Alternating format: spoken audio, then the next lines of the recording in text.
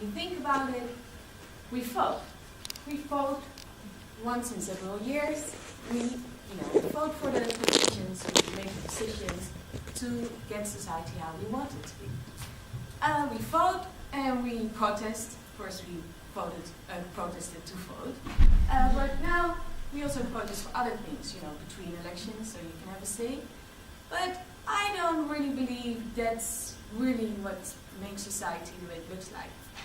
I believe it's a little bit like money, and I think Tupac agrees with me. And, it's all about the money, it's all about the bling. And that's not immediately a bad thing. You vote with your wallet. That's why Anna Leppi says, you can grab your wallet every time you buy something, you're casting a vote for the world you're living in. And also with the food, 3 times a day. You vote for what kind of food system you want to have in your world. So that's a really important thought. It makes you even more empowered. Now I'm thinking about this. Is that the only way we vote for that society, for where I want to live in? You've heard a little bit about it already, but I think there's also another way to impact society the way you want it to be. And that's, during your job. Well, and it looks like this, right? Completely like this. It's perfect, that world. Well, I don't know. Let's start with me. I used to be a teacher.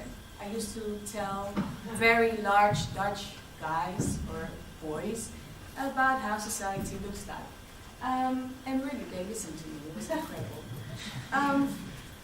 But then, first of all, I was teaching, and I thought, well, it's really nice to talk about these, to young group of people about how society looks like, because I teach in social studies.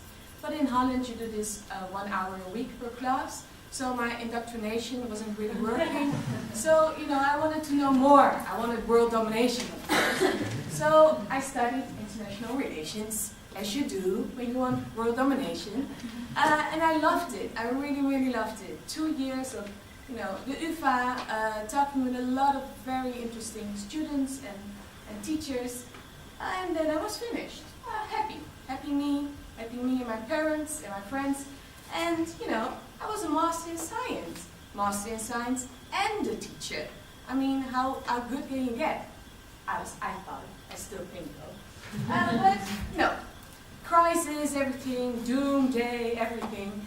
No jobs. And after 2 months already, I got really anxious, like I want to do something. And yes, there was this commercial sales job, and although probably I could have learned a lot at it, I decided, no, I don't want to do something like that. I'm going to earn several hundreds a month and work at the Youth Food Movement. Organization who's, fighting for a more good, clean and fair food system with people, I want to be friends with or actually learn from. And I found it out that all these people you see here, they're all not only activists in the food system, they're also entrepreneurs. They also make it their business to have an impact on society. One guy has this sausages factory, sausages business, all good sausages, happy cakes in the sausages, but also the food lineup, who do really good food at the festivals. There's this little, you see me next to the eat, the right eat, and then there's this woman with a white hat. Well, this is her, Linda Vermaat. She's actually sitting over there.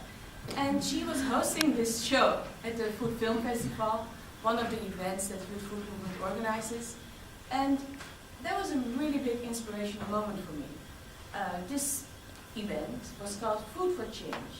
20 food entrepreneurs, not activists, entrepreneurs went on stage and, like me, pitched their idea and how they think they can change the world with their business. And you've already heard it today, but I found it really interesting. Join us. I found it really interesting, these really young, ambitious people. And I wanted to learn from that. And well, I talked with Linda. Oh, no, not yet. I wanted to learn how to get from the old economy to the new economy. And you know, it's for me the most easy way to make a statement to you guys. We can go into the complexity of everything, but for me there's now a transition from old way of production to a new way of production, where environment, people, planet, profit, you know, has a good impact on the society, a society I want to live in. So, I want to learn from the odd ones who are doing this. Not only those young food entrepreneurs, but also the ones in the tech business, in the lifestyle business, fashion, all kinds of businesses. You have these change makers who are already making it their business to have an impact on society. I loved it. I just got extremely excited about it. So we went to the sauna, as you do. When you start out a company, I can recommend you, and you think you found your business partner, go to the sauna or something like that. You know, you really get to know each other. In many, many ways. And it was really good because we've bonded, we've talked about it together, and we still do. It's crazy. But then you get an idea. Then we thought, we really need to talk with a lot of other people as well. So we made it sort of the first step in our business. To talk with as many people, change makers, as we could. In the middle there, you see the guys from Burgemeester, a burger bar in Amsterdam, and they make really good burgers. They don't shout, "We're green burgers." They say, it's really good. But when you go out inside in a burger bar of Burgemeester, you see really big pictures of cows. So, you know, I think McDonald's would never do this. They do this so you get, you know, you know what you're eating. Sorry. If you're not doing the goat cheeseburger, which is really good. So what we did, every time we had a coffee with somebody, we made it a blog. And we made it a lesson, so we could share that lesson with others. And every lesson, we put an action for us. So how we are building our company, multinational of course. And we wanted to show everybody our learning curve. So you can also learn from it, and it's open, transparent, things we really believe in. And most of them said, a lot of lessons, most of them said, go do. And we love to do. We love not to talk about it a lot. We love to, you know, really get into the action. So since then, we found ourselves a logo, a really catchy name. I'm serious, people love our name. And, oh yeah, that's me, Professional Rebel. And a vision. Vision mostly, you know, we want to dare everybody to be a rebel in their professional life, or with other words, really use their talents to push it to the next economy. And this is our action. Startup tour. Every month we host a startup tour in Amsterdam. We do it also in other cities, but not every month. With the startup tour we visit 3 or 4 startups who are really the change makers in the city. And we talk with the founders, and we get into the lessons. And where we come in, we're not only facilitators, but we're also translating their stories to really lessons you can use. And not only when you're starting out a business, but also when you're just starting out in professional life generally. This was the last one, Sharing Economy Tour. And then we got really into this theme where startups nowadays get into the sharing economy. And, you know, startup tour, nice. We wanted to do something big, like huge. So, startup tour, extra large. 130 people on a bicycle in Amsterdam. And if you could get your boss to also come with you, then you can rent a tandem. And you would be on the tandem with your boss. It's perfect, really worked. And it was the best day in the year, I think. Summer day on 5th of June. And then we thought, let's go to Berlin. Berlin is really, really, really exciting at the moment. only so many startups, but really successful startups, and we can learn from that. In Amsterdam, we tend to think a little bit small, but let's, think big. So we went there with 20 ambitious young people, and we learned in a sort of roller coaster of several days from a lot of startups. Our secret is do good work, and seriously, after this speech, I'll get a lot of feedback, and I will perfect my speech, because that's what we do.